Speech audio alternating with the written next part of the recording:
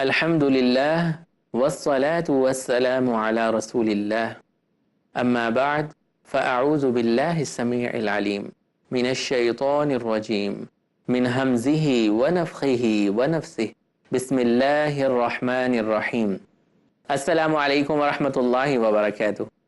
ناظرین، پیس T V Urdu studio سے آپ کو خوش آمدید کہتا ہوں۔ میں ہوں آپ کا ہوسٹ حافظ محمد مامون اصغر۔ پروگرامز کا سلسلہ جاری ہے جس میں ہم اصلاح عقیدہ پہ بات کر رہے ہیں۔ ہم دیکھ رہے ہیں کہ صحیح اسلامی عقیدہ کیا ہوتا ہے تاکہ ہم اس پہ عمل کر کے کامیابی کا راستہ اپنا سکیں۔ اور پچھلے پروگرامز میں ہم بات کرتے آ رہے ہیں عقیدہ توحید کے اوپر۔ عقیدہ توحید کے موضوع پہ گفتگو کرنے کے لیے ہمارے ساتھ پچھلی دفعہ کی طرح مہمان موجود ہیں ابو انشا قاری خلیل الرحمان جاوید صاحب۔ السلام علیکم ورحمۃ اللہ۔ وعلیکم السلام ورحمۃ اللہ وبرکاتہ۔ خوش آمدید کہتے ہیں ہم آپ کو۔ بہت شکریہ آپ کا۔ بہت شکریہ، آپ ہمارے پروگرام میں ایک دفعہ پھر تشریف لائے۔ خلیل الرحمان جاوید صاحب ہمارے ساتھ موجود ہیں، کسی تعارف کے محتاج نہیں ماشاءاللہ۔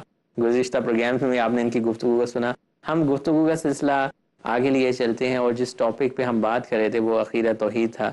تو شیخ صاحب، کچھ لوگوں کا یہ عقیدہ ہے، اسلامی کچھ مہینوں کے بارے میں کہتے ہیں کہ ان مہینوں میں شادی نہیں کرنی اور کوئی خوشی نہیں ہم منا سکتے، سوگ منائیں گے، اگر شادی کر لی تو یہ نحوست ہوگی۔ اسی طرح نحوست کا عقیدہ یہ بھی رکھا ہے، کوئی کالی بلی آگے سے گزر گئی، آج تو میرا پورا دن اچھا نہیں گزرے گا۔ کچھ اس قسم کے عقائد، یا کوا چھت پہ بول رہا ہے تو کہتے ہیں آج مہمان گھر پہ آئیں گے۔ تو اس عقیدے کی آپ وضاحت کریں، کیا یہ درست ہے اسلامی پوائنٹ آف ویو سے؟ بسم اللہ الرحمن الرحیم۔ نبی کریم صلی اللہ علیہ وسلم نے خوشی یا غمی کے لیے کوئی دن یا تہوار مقرر نہیں کیے۔ جب بھی کوئی شخص کو رشتہ میسر آتا ہے وہ شادی کر سکتا ہے، اس میں نہ کوئی مہینہ رکاوٹ ہے، نہ کوئی دن رکاوٹ ہے، نہ کوئی وقت رکاوٹ ہے، جب چاہے کر سکتا ہے۔ لیکن یہ خیال کرنا کہ یہ بلی گزرے گی تو یہ کام نہیں ہوگا، کوا کہیں کہیں کرے گا تو اس کا یہ مطلب ہوگا، یہ اس طرح کی جو باتیں ہیں یہ اسلام سے کوسوں دور ہیں۔ حدیث میں آتا ہے، نبی کریم صلی اللہ علیہ وسلم نے فرمایا کہ 70,000 لوگ ایسے ہیں جو بغیر حساب و کتاب کے جنت میں جائیں گے۔ صحابہ کرام آپس میں بحث کرنے لگے کہ وہ کون لوگ ہو سکتے ہیں۔ بعض نے کہا وہ صحابہ ہوں گے، بعض نے کہا کہ وہ لوگ ہوں گے جو پہلی امتوں میں بھی یعنی مسلمان تھے اور اپنے نبی پر ایمان لائے، اور اللہ کے رسول جب آئے تو ان پر بھی ایمان لائے۔ جی۔ تو بعض نے کہا کہ جس نے ہجرت میں پہل کی ہوگی، وغیرہ وغیرہ، اپنی قیاس رائیاں کرتے رہے۔ جب نبی کریم صلی اللہ علیہ وسلم ان میں تشریف لے آئے تو پھر انہوں نے آپ صلی اللہ علیہ وسلم سے پوچھا کہ یا رسول اللہ، آپ نے جو کہا 70,000 لوگ بغیر حساب و کتاب کے جنت میں جائیں گے، وہ کون لوگ ہوں گے؟ جی۔ تو نبی کریم صلی اللہ علیہ وسلم نے اس میں سے کچھ اوصاف بتائے ان کے کہ وہ کن اوصاف کے حامل لوگ ہوں گے جن کا اللہ رب العالمین حساب کتاب نہیں کرے گا اور بغیر حساب کے رب العالمین ان کو جنت میں داخل کرے گا۔ تو ایک آپ نے فرمایا کہ وہ لوگ دم جھاڑا نہیں کرواتے۔ اچھا۔ یہ جو ہمارے ہاں یہ بھی رواج بن گیا، سر میں درد ہوا ملا جی کے پاس، گھٹنے میں درد ہوا ملا جی کے پاس، فلانے میں درد ہوا یہ اس کے۔ اب آپ دیکھیں، ہم نے اسی غالباً گفتگو میں وہ عورت جو مرگی کی مریضہ ہے وہ آپ سے دعا کی درخواست کرتی ہے تو آپ فرماتے ہیں تجھے مرگی سے شفا چاہیے یا جنت چاہیے؟ مقصد یہ ہے کہ کچھ اللہ پر توکل بھی ہونا چاہیے نا، کچھ اللہ پر توکل بھی ہو، اللہ پر بھروسہ بھی ہو، اور پھر ٹھیک ہے علاج بھی سنت ہے، دم بھی سنت ہے، اللہ کے رسول نے خود دم کیا ہے، لیکن بات پہ لوگوں کے پاس جا کر، ہاں اگر خود آپ کو دعا یاد ہے کوئی، آپ بے شک آپ دعا پڑھیں خود کریں، لیکن لوگوں کے پاس جا کر لوگوں سے کہنا مجھے دم کرو، مجھے سر میں درد ہے، مجھے داڑھ میں درد ہے، مجھے یہ درد ہے، تو فرمایا وہ دم جھاڑا نہیں کراتے۔ ایک چیز یہ۔ دوسرا فرمایا ولا یتطیرون، یہ لوگ پرندوں سے فال لیا کرتے تھے۔ وہ اس طرح لیتے، مثلا سفر کرتے تو سفر سے پہلے وہ یہ گھر سے باہر نکلتے اور دیکھتے کہیں راستے میں پرندہ کو بیٹھا ہوا ہے یا زیادہ پرندے بیٹھے ہوئے ہیں تو کنکر اٹھا کر اس پہ مارتے، تو وہ پرندہ اڑ کر اگر دائیں طرف چلا جاتا تو وہ سمجھتے کہ سفر مبارک ہے، ہمیں کرنا چاہیے، اور اگر پرندہ بائیں طرف مڑ جاتا تو وہ کہتے کہ سفر مبارک نہیں ہے اور وہ واپس گھر آ جاتے. صحیح. تو یہ اس طرح کے پرندوں کے ذریعے وہ فعال نکالتے اور سمجھتے کہ پرندے ہمیں بتائیں گے کہ ہمارا سفر مبارک ہے یا نہیں. یہ اللہ پر توکل کے بالکل منافی ہے.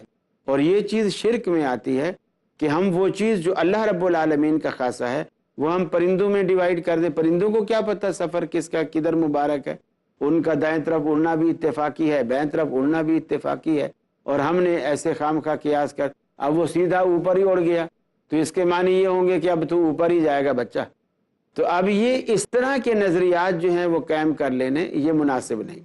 تیسری چیز آپ نے فرمایا ولا یکتوون, یہ اس زمانے میں لوگ جو ہیں یہ داغ لگواتے تھے. آگ کے ذریعے علاج ہوتا تھا, لوہے کی کوئی چیز جو ہے گرم کرتے آگ کے اندر, اور پھر وہ مختلف بیماریاں تھیں ان امراض کے اندر وہ اس کو آگ جو ہے اس کے جسم کو لگا دیتے. ٹھیک ہے. تو اس کو نبی کریم صلی اللہ علیہ وسلم نے فرمایا جو لوگ وہ داغ نہیں لگواتے, آگ کا علاج نہیں کرتے, تو وہ لوگ بھی بغیر حساب و کتاب کے جنت میں جائیں گے. اور آخر میں یہ تینوں چیزیں بیان کرنے کے بعد فرمایا وَهُمْ عَلَىٰ رَبِّهِمْ يَتَوَكَّلُونَ, اور وہ اپنے رب پر ہی بھروسہ کرتے ہیں. بھروسہ کرتے ہیں. تو گویا یہ چیز توکل علی اللہ کے خلاف ہے, توکل علی اللہ کے منافی ہے. پھر آگے بلی کالی گزرے یا گوری گزرے اس سے کیا فرق پڑتا ہے, بلی تو بلی ہے. اب اس کے راستہ کاٹنے سے یا سانپ کا راستہ کاٹنے سے, یا اسی طرح لوگ توہم پرستی میں نئی گاڑی لیں گے, 0 میٹر گاڑی لیں گے اور آگے بچے کی چپل لٹکا دیں گے. جی بالکل ایسا ہے. ساری گاڑی کا ستیہ ناش. اب کوئی اس سے پوچھے بھی یہ کالی چپل یا ویسے پرانی چپل تو نے کیوں لٹکائی ہے, تو وہ کہتے ہیں جی یہ نظر سے بچنے کے لیے اور حادثات سے یا کالے رنگ کا کپڑا بھی باندھ, کالے رنگ کا کپڑا, یا کسی کا پرانا پڑا ہوا ہوا تو اس کا چٹلے کا حصہ کاٹ کے وہ چھوٹا سا باندھ دیا. اب کوئی پوچھے کہ جوتی کیوں لٹکائے, جی یہ حادثے سے بچنے کے لیے نظر. اب میں پوچھتا ہوں کہ دنیا میں کوئی ایک ڈرائیور بتا دو جو بغیر جوتے کے گاڑی چلاتا ہو. جی بالکل. سارے ڈرائیور جوتے سے گاڑی چلاتے. تو بچے کا جوتا جو اتنا چھوٹا سا ہے وہ تو حادثے سے بچائے گا, جوتا جو ڈرائیور دونوں جوتے پہن کے بیٹھا ہوا ہے یہ کیوں نہیں بچائیں گے. ماشاءاللہ. اللہ رب العالمین کے ہاتھ میں ہے اور اللہ رب العالمین کی دست قدرت میں ہے, اور یہ توکل کے خلاف ہے یہ چیزیں, اور یہ شرک کی طرف لے جاتی ہیں. اسی طرح کچھ لوگ آپ دیکھیں گے کالے دھاگے باندھے ہوئے, گلے میں باندھے ہوئے, یہ سب توکل کے منافی. یہ کالا دھاگا کیا کرے گا, اس کو حادثے سے بچائے گا, نظر بد سے بچائے گا. اتنا خوبصورت مکان بنایا اور چھت پہ اوپر کونے پہ کالی ہنڈیا الٹی کر کے رکھی ہوئی. جی بالکل ایسا. کہ بھی کیا ہے جی یہ گرنے سے بچائے گا, نظر بد سے بچائے گا. گھوڑے کے سم کی جو نال ہوتی ہے جو لوہے کی بنی ہوئی ہوتی ہے وہ جب پرانی ہو جاتی ہے اس کو نکال کے لوگ دروازوں میں لٹکایا ہوا رزق میں اضافہ ہوگا. جی بالکل. کہ یہ اس طرح کی جو چیزیں ہیں یہ توکل کے صریحاً خلاف ہے. اچھا شیخ صاحب, ایک تو آپ نے کچھ چیزوں کا ذکر کیا, دھاگا ہے کوئی ایسے گھوڑے کے وہ سموں کے نیچے والا لوہا ہے. یہ بتائیے کہ پھر اب گفتگو چل رہی ہے تو اس چیز کی بھی وضاحت کیجیے کہ اگر کوئی شخص قرآن کی آیت لے کے اپنے گلے میں لٹکا لیتا ہے تو کیا قرآن بھی اس کی حفاظت نہیں کر سکے گا؟ پہلی بات تو یہ ہے قرآن اللہ رب العالمین کی صفت ہے, کیونکہ اللہ رب العالمین کا کلام ہے, لیکن اس صفت کو کیسے استعمال کرنا ہے. قرآن میں شفا ہے, اس سے ہمیں انکار نہیں. اللہ نے کہا قرآن میں شفا ہے, اور شفا بھی ایسی ہے شفاء لما فی الصدور, اس سے دلوں کے زنگ ہی اتر جاتے ہیں. اللہ رب العالمین نے اس میں ایسی شفا رکھی ہے. سبحان اللہ. اب اس کے استعمال کا طریقہ بھی تو جو یہ نسخہ لایا ہے اسی سے پوچھیں گے نا. یہ نسخہ ہمارے پاس کون لایا ہے؟ رسول اللہ صلی اللہ علیہ وسلم ہمیں یہ قرآن دے کر گئے ہیں. تو ہم آپ سے پوچھیں گے کہ اس نسخے کو استعمال کیسے کرنا ہے. اب آپ دیکھیے روح افزا شربت ہے, روح افزا ہمارے بر صغیر میں بڑا معروف ہے. روح افزا کی بوتل اگر کسی بندے کو پیاس لگی ہو, وہ روح افزا کی بوتل کو رسی باندھ کر گلے میں لٹکا لے تو کیا اس کی پیاس بجھ جائے گی؟ نہیں, کبھی بھی نہیں. اب جس نے روح افزا بنایا ہے وہ بوتل گلے میں لٹکانے کے لیے نہیں بنائی. اسے گلاس میں ڈالے گا, چمچ ہلائے گا, میٹھا کرے گا, حلق سے نیچے اتارے گا تو اس کو اس کا فائدہ ہوگا, راحت ملے گی, جب ہی وہ روح افزا ہے. ورنہ 3 مہینے میں بھی گلے میں لٹکی رہے 3 مہینے تک تو بھی وہ پیاسے کا پیاسا ہی رہے گا. وہ کہے گا یار لوگ تو کہتے ہیں روح افزا ہے, اس سے تو میری روح میں کوئی ایسی راحت پیدا نہیں ہوئی ہے. جو اس نسخے کو لایا ہے ان سے پوچھیں گے کہ اس قرآن کو استعمال کیسے کرنا ہے. تو نبی کریم صلی اللہ علیہ وسلم کی جو 23 سالہ دور نبوت کی زندگی ہمارے سامنے جو موجود ہے، ہم یہ دیکھتے ہیں کہ نبی کریم صلی اللہ علیہ وسلم نے اپنی حیات مبارکہ میں کبھی کسی کو تعویذ دیا یا کبھی کسی سے تعویذ لیا؟ کبھی نہیں۔ تو کیا قرآن ان کو نہیں آتا تھا؟ قرآن تو آپ پر نازل ہوا، آپ تو خود قرآن سکھانے والے ہیں۔ ہاں، آپ نے دعائیں سکھلائی ہیں، دعائیں پڑھیں آپ ان کو، لیکن لکھ کر لٹکا دینا اور یہ اس طرح بالکل من تعلق تمیمتاً فقد اشرک۔ اگرچہ بعض لوگوں نے تمیمہ سے مراد وہ من کے اور وہ کوڑ، وہ سیپیاں، وہ پتھر، وہ مراد لیے ہیں جن میں لوگ خاصیت سمجھ کر انہیں باندھ لیتے ہیں، لٹکا لیتے ہیں۔ لیکن اسی طرح تعویذوں کو بھی لوگ کوئی امام ضامن کے طور پر، کوئی کس کے طور پر، کوئی چمڑے میں، کوئی چاندی میں، کوئی سونے میں، کوئی موم میں، کوئی کپڑے میں، اپنی اپنی حیثیت کے مطابق۔ پھر اس سے قرآن کی بھی حرمتی بھی ہوتی بے ہے۔ حرمتی ہوتی ہے۔ اب دیکھیے، تعویذ جس کے گلے میں بندھا ہوا ہے وہ باتھ روم میں بھی جائے گا، بیوی سے بھی مل رہا ہے، تو یہ قرآن مجید کی عظمت کے خلاف۔ قرآن اس لیے نہیں آیا ہے کہ اسے اس طرح جو ہے وہ کیا جائے، قرآن مجید پڑھنے کے لیے اور عمل کے لیے۔ جزاک اللہ خیر۔ ناظرین، بات ہو رہی ہے کہ قرآن سے اگر ہم فائدہ اٹھانا چاہتے ہیں، ہم اس کی تلاوت کریں گے، اس کو سمجھیں گے اور اس کو اپنے اوپر نافذ کریں گے، تب ہی اس قرآن سے ہمارے دلوں کو بھی شفا ملے گی اور ہمارے معاشرے میں بھی چینج آئے گی۔ بریک کے بعد ہم گفتگو کا سلسلہ جاری رکھیں گے۔ عقیدہ توحید کے اوپر بات ہو رہی ہے۔ السلام علیکم ورحمۃ اللہ وبرکاتہ۔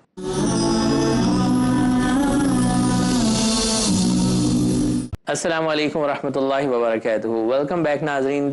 بریک میں جانے سے پہلے بہت ہی معلوماتی گفتگو ہو رہی تھی ہمارے مہمان ابو انشا قاری خلیل الرحمان جاوید صاحب سے۔ شیخ صاحب، آپ نے بتایا کہ قرآن مجید جو ہے وہ پڑھنے سے شفا ہوگی، اور اگر ہم اس کی کوئی آیت ڈال لیتے ہیں گلے میں اور تو اس کا کوئی ہمیں فائدہ نہیں مل سکتا۔ بالکل آپ نے مثال لی روح افزا کی بوتل کی، اگر وہ ہم اپنے گلے میں ڈالیں 3 مہینے بھی لٹکی رہے تو اس سے ہماری پیاس نہیں بجھے گی جب تک ہم اس کو اس طریقے کے مطابق نہیں پئیں گے جو کمپنی نے ہمیں بتایا ہے۔ تو یہ بتائیے کہ کچھ لوگ یہ بھی کہتے ہیں کہ جو تعویذ ہیں اس کو گھول کے پانی میں آپ پی لیں تو اس سے آپ کی بیماریوں میں بھی شفا مل سکتی ہے، آپ کے اوپر اثر کر سکتا ہے، مثبت اثرات پڑ سکتے ہیں۔ تو اس حوالے سے آپ پھر کیا کہتے ہیں؟ ماشاءاللہ، بڑا خوبصورت سوال ہے۔ مجھے یہ بتائیے مامون صاحب کہ جو لوگ یہ نقطہ نظر رکھتے ہیں، ان کو اگر ان کی کسی تکلیف کے لیے، بیماری کے لیے حکیم نے یا ڈاکٹر نے کوئی نسخہ لکھ کر دیا ہو کہ اس میں لکھا ہوا ہو کہ یہ اتنے تولے اجوائن ہے، اتنے تولے ملٹھی ہے، اتنے تولے اناب ہیں، اتنے تولے سونف ہیں، اتنا تولے گوزبان ہے، ان کو کوٹ کے یہ کر کے ابال کے یہ کر کے پیے، وہ بجائے اناب، گوزبان، ملٹھی، سونف، اجوائن لینے کے وہ پرچی کو ہی گھول کر پی جائے، تو اس کے بارے میں آپ کیا کہیں گے؟ اور جو شخص پرچیاں پی رہا ہو، آپ اس کے بارے میں کیا خیال کریں گے؟ آپ کہیں گے بے وقوف ہے۔ لیکن مسلمان یہی سلوک قرآن کے ساتھ کر رہے ہیں اور انہیں کوئی بھی بے وقوف نہیں کہتا ہے۔ جزاک اللہ۔ یہ بتائیں کہ پھر گھروں میں جو ہم قرآن پاک رکھتے ہیں یا دکان نئی شاپ شروع ہوتی ہے، سب سے پہلے وہاں لے جا کے قرآن پاک رکھتے ہیں، اسی طرح بچیوں کی شادیوں میں انہیں سب سے پہلے قرآن دیتے ہیں برکت کی خاطر، تو اس کا صرف قرآن دیتے نہیں ہیں بلکہ یہ بڑی بوڑھیاں بتاتی ہیں کہ جب کوئی مکان بنے، شادی ہو، اس کو قرآن کو اٹھا لیا، دلہن کو اس کے نیچے سے گزارا، جی قرآن کے سائے سے گزر گیا۔ گھر پہلے بنا ہے، مکان ہے، تو اس میں سب سے پہلے قرآن مجید لے جائیں گے اور وہاں جا کر کے رکھیں گے۔ اصل مقصد جو قرآن کا ہے یہ دستور حیات ہے، یہ نظام زندگی ہے کہ ہم اپنی زندگی کو اس نظام کے مطابق لائیں، اور اس کی توضیح اور تشریح اللہ کے بہت نبی کی شکریہ، زندگی ہے۔ بہت شکریہ، آپ نے بہت اچھی وضاحت کی۔ اللہ تعالیٰ آپ کے درجات بلند فرمائے۔ اللہ تعالیٰ ہم سب کو ہدایت دے کہ ہم قرآن سے اسی طرح سے فائدہ اٹھائیں جس طرح سے نبی صلی اللہ علیہ وسلم نے ہمیں بتایا ہے کہ اس سے واقعی چینج، تبدیلی، اپنے اندر ذاتی تبدیلی نہیں بلکہ پورے معاشرے میں تبدیلی آتی ہے اگر ہم اس کے اوپر عمل کریں۔ اور میں یہ بھی دعا دوں گا پیس ٹی وی والوں کو کہ اللہ رب العالمین ان کو جزائے خیر دے، جنہوں نے لوگوں کے اصلاح اعمال کے لیے، اصلاح عقیدہ کے لیے یہ سارے اہتمام کیے ہیں، اور یہ بہت بڑی دین کی خدمت ہے۔ ایک بندہ بھی ہماری گفتگو سے اگر کوئی سن کر راہ راست پر آتا ہے تو انشاءاللہ اللہ رب العالمین اسی کو ہماری بھی اور پیس ٹی وی کے لیے بھی نجات کا باعث بنائے۔ بے شک جتنی باتیں بھی ہم ڈسکس کر رہے ہیں یہ کسی کو نشانہ بنانا نہیں بلکہ صحیح اسلامی عقیدے کو لوگوں تک پہنچانا ہے۔ اس میں جو بگاڑ لوگوں نے پیدا کر دیا ہوا ہے توہم پرستی کی وجہ سے اور کسی بھی وجہ سے مسئلے کی منافرت کی وجہ سے، اس کو ہم دور کر کے صرف جو اللہ اور اس کے رسول کی بات ہے اس کے اوپر ہم بات کر رہے ہیں۔ پروگرام کے شروع میں ہی ہم نے بات کی تھی کہ ہم قرآن سے اور حدیث سے اس کے دلائل لیں گے تاکہ ہمارے سمجھنے میں اور زیادہ آسانی ہو۔ شیخ صاحب یہاں پہ بتائیے کہ قبروں کے اوپر آج کل بہت بڑے بڑے مزار بنا دیے جاتے ہیں، اور پھر مزار بنانے کا دلیل یہ دی جاتی ہے کہ نبی صلی اللہ علیہ وسلم کی قبر کے اوپر بھی گنبد اور وہ مزار بنا ہوا ہے، اور پھر کچھ لوگ سالہ سال وہاں پہ میلے اور ٹھیلے سے جاتے ہیں۔ کیا اس کی کوئی دلیل کبھی ہمیں ملتی ہے صحابہ کی زندگی سے، یا نبی صلی اللہ علیہ وسلم کے دور میں کسی نے کیا ہوا ہے؟ دیکھیے رسول اکرم صلی اللہ علیہ وسلم نے جب مکہ فتح کیا تو آپ نے سیدنا علی المرتضیٰ رضی اللہ تعالی عنہ کے ذمے یہ ڈیوٹی لگائی کہ تم مکے میں پھیل جاؤ، اور دو کام ان کے ذمے لگائے کہ جہاں بھی تم تصویر دیکھو اس کو مٹا دو، اور جہاں تم ایک بالش سے اونچی قبر دیکھو اس کو مسمار کر دو، اس کو برابر کر دو۔ تو مزار تو بہت انسان کے قد سے بھی اوپر ہو، تو مکانوں کی طرح ایک گنبد اور یہ وہ چیز ہوتی ہے۔ آپ نے ایک بالش سے اوپر، یعنی وہ مٹی جو اندر سے نکلی ہے نا، اس مٹی سے زیادہ مٹی ڈالنے کی بھی اجازت نہیں دی۔ جو مٹی اندر سے نکلی ہے صرف وہی ڈالو، اور اس کو بھی اتنا پھیلا کے ڈالو کہ اس کی ہائٹ ایک بالش سے اوپر نہ ہو، ایک بالش تک رہے، اور وہ کچی رہے، اس کو پکا بھی نہ بناؤ۔ جہاں تک یہ بات ہے کہ نبی کریم صلی اللہ علیہ وسلم کا روضہ اقدس جو ہے، یہ گنبد خضرا جو ہے، یہ دلیل ہے، تو یہ دلیل اس لیے نہیں ہے کہ میں آپ سے پوچھتا ہوں کہ یہ گنبد نبی کریم صلی اللہ علیہ وسلم نے خود بنوایا یا آپ کے بعد بنوایا گیا؟ اوبیسلی کافی بہت سالوں کے بعد بنوایا کے بعد گیا، بنا۔ اور دین اللہ کے نبی صلی اللہ علیہ وسلم کی زندگی میں مکمل ہو چکا تھا یا بعد میں مکمل ہوا؟ ظاہر بات ہے زندگی قرآن مجید کی یہ آیت کہ الیوم اکملت لکم دینکم واتممت علیکم نعمتی ورضیت لکم الاسلام دینا، یہ آیت اللہ رب العالمین نے نبی کریم پر اتاری اور وہ آپ کی حیات مبارکہ میں اتاری۔ سبحان اللہ، تو دین اس وقت مکمل ہو چکا تھا اور اس وقت روزے کا وجود نہیں تھا۔ جہاں تک سیدہ عائشہ کے حجرے کا وجود ہے، وہ بھی ایک مجبوری تھی۔ وہ مجبوری یہ تھی کہ نبی کریم کا فرمان یہ تھا کہ پیغمبر وہیں دفن ہوتا ہے جہاں اس کی موت واقع ہو۔ تو وہ چونکہ اللہ کے رسول کے آخری وقت جو ہے حضرت عائشہ کے حجرے میں آیا، سید عائشہ فرماتی ہیں میری گود میں آپ کا سر تھا، میں نے آپ کا سر تھاما ہوا تھا، بلکہ فرماتی ہیں میرے ہاتھوں میں تھا اور سینے اور ٹھوڑی کے درمیان تھا، اتنا میں نے اٹھایا ہوا تھا، اور اللہ تبارک و تعالیٰ کے رسول دنیا سے رخصت ہوئے۔ تو پھر اس حدیث کی روشنی میں کہ پیغمبر جہاں فوت ہوتا ہے وہیں اس کو دفن کیا جاتا ہے، تو وہ حضرت عائشہ کا حجرہ ہی وہ جگہ قرار پایا، چونکہ آپ کی وفات جو ہے اسی حجرے کے اندر ہوئی۔ تو اس اعتبار سے اس حجرے کا ایک جواز تھا کہ وہ پہلے سے موجود تھا، لیکن یہ گنبد اور یہ اس طرح کی چیزیں تو سب بعد کی ہیں۔ ٹھیک ہے، یہ بتائیے، اور اللہ کے رسول صلی اللہ علیہ وسلم نے اسے پسند بھی نہیں فرمایا۔ آپ صلی اللہ علیہ وسلم کی یہ دعا تھی کہ اے اللہ میری قبر کو کبھی عبادت گاہ اور ایسا نہ بنانا کہ لوگ آ کے پوجا پاٹ کریں اور میلے ٹھیلے لگائیں۔ اور آپ نے یہودیوں کو لعنت کی بد دعا کی کہ آپ نے فرمایا لعن اللہ الیہود والنصارى اتخذوا قبور انبیائہم مساجدا، کہ اللہ یہود و نصارہ پر لعنت کرے جنہوں نے انبیاء کی قبروں کو سجدہ گاہ بنا لیا۔ اس لیے کہ انبیاء تو آئے تھے ان سجدوں کو جو غیر اللہ کو ہوتے ہیں اللہ کے لیے خاص کرنے، اور ساری زندگی انہوں نے یہی دعوت اور یہی تبلیغ کی، اور انہوں نے ان کے جانے کے بعد انہی کی قبروں کو سجدہ گاہ بنا لیا۔ جس شرک سے وہ روکنے آئے تھے وہ شرک نعوذ باللہ انہوں نے انہی کے ساتھ لگا دیا۔ یہ یعنی بہت بڑے لعنت کا کام تھا جو اللہ تبارک و تعالیٰ کے رسول نے اس پر لعنت فرمائی۔ اس چیز کی وضاحت کرتے ہی چلیں آپ ساتھ ساتھ کہ نبی صلی اللہ علیہ وسلم کی جو قبر ہے وہ مسجد نبوی کے اندر ہے، تو آج کل مساجد کے اندر جس طرح مزار بھی کئی موجود ہوتے ہیں، تو کیا اس کی کوئی تشبیہ اس کے ساتھ دی جا سکتی ہے؟ اس کے لیے مسئلہ یہ ہے کہ اگر کسی جگہ مسجد پہلے ہے جی تو وہاں قبر نہ بنائیں، اور کسی جگہ قبر پہلے ہے تو وہاں مسجد نہ بنائیں، جتنا بنائیں، ٹھیک ہے۔ اور اسی طرح رسول اللہ صلی اللہ علیہ وسلم نے فرمایا کہ قبرستان میں نماز نہیں ہے، اور اسی طرح آپ نے فرمایا کہ گھروں کے اندر نماز پڑھا کرو، گھروں کو قبرستان نہ بناؤ۔ اور اس سے آپ کی مراد یہی تھی کہ یہ جو نفل وغیرہ ہیں، سنن ہیں، اس طرح کی جو چیزیں ہیں، وہ گھر کے اندر اس کا ثواب زیادہ ہے، فرض کا ثواب مسجد میں زیادہ ہے، یہ یہاں پڑھا کرو تاکہ گھروں میں اور قبرستان میں فرق رہے۔ تو گویا آپ کے اس فرمان سے کہ گھروں میں نماز پڑھا کرو، ان کو قبرستان نہ بناؤ، یہ واضح حکم آپ کا ہو گیا کہ نماز قبرستان میں نہیں پڑھی جاتی۔ جہاں پہ جو مسجد نبوی کے اندر نبی صلی اللہ علیہ وسلم کی قبر مبارک ہے، کیا جیسے آپ نے بتایا کہ مسجد جہاں پہ قبر نہ بناؤ، قبر والی جگہ پہ مسجد نہ بناؤ، نبی کریم صلی اللہ علیہ وسلم کے وقت میں مسجد نبوی موجود تھی اور آپ نے ہی اس کا سنگ بنیاد رکھا اور آپ نے اس کی تعمیر فرمائی۔ حضرت عائشہ کا گھر بھی موجود تھا، لیکن اس وقت مسجد چھوٹی تھی اور حضرت عائشہ صدیقہ کا گھر مسجد سے باہر تھا، متصل تھا لیکن باہر تھا۔ اس کی ایک ونڈو جو ہے وہ مسجد میں کھلتی تھی۔ اللہ کے رسول جب گھر سے تشریف لاتے مسجد میں امامت کے لیے تو آپ اسی راستے کو استعمال کرتے، اسی دروازے کو آپ استعمال کرتے اور آپ مسجد میں آ جاتے اور پھر وہیں سے آپ چلے جاتے۔ تو وہ اس وقت مسجد کے قریب تھا لیکن باہر تھا، متصل تھا۔